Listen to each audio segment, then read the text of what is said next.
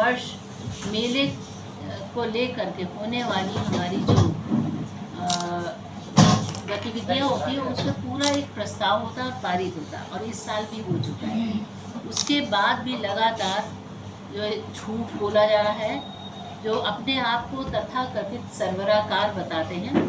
मैं सबसे पहले प्रश्न ये पूछना चाहती हूँ कि वो जो ट्रस्ट बताते हैं उसके किसी ट्रस्टी को किसी ने आज तक देखा है? क्या ट्रस्ट एक आदमी ही चला रहा है और वही सर्वे सर्वा है? केवल एक आदमी फाइलें लिए घूमता रहता है।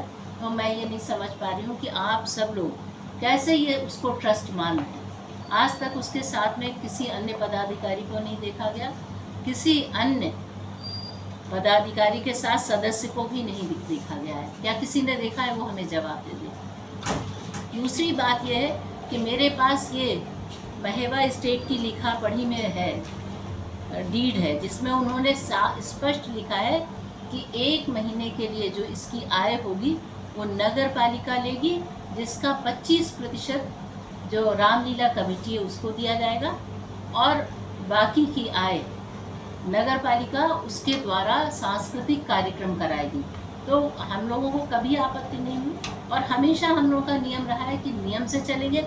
एनओसी मिलने के बाद ही हम रसीद काटते हैं। लेकिन जो अपने आप को पूरा सर्वे सर्वा बताते हैं, गया प्रसाद सेठ, गया प्रसाद ट्रस्ट, जो बहुत अच्छे व्यक्ति थे, और उनका बताने के बाद भी उस व्यक्ति ने कोई एनओसी के बिना, और जब हमें एनओसी मिली उसके करीब 20 दिन पहले उन्होंने सारे दुकानदारों की रसीदें वो काट दी जो हमारा होता था शुल्क, जिसमें से 25% हम देते थे। उसके अलावा उन्होंने उतने की रसीद अपने ट्रस्ट की काटी, और उसके साथ जो बिजली हम प्रोवाइड करते हैं वो उन्होंने बिजली की भी रसीद काटी। तो उन्होंने दुकानदारों से 2.5 गुना पैसा वसूल किया, जो अनुमान था 1 करोड़ रुपए होगा।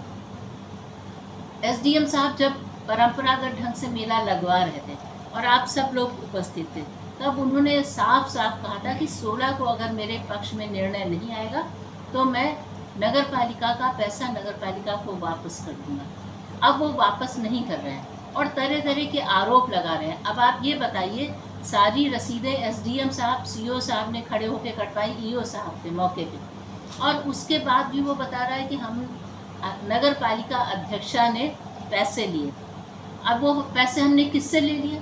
उनसे लिए क्या? दुकानदारों से मेरी मुलाकात थी, उनसे लिए क्या? अब उस समय हमारे पास ऑफर ओपन था, जो रसीद कटवा लेगा उसकी दुकान हम लगवाएंगे। तो जो रसीद कट चुकी थी वो लगी। अब ये शर्मा दुकानदार जो 30 वर्ष पुराना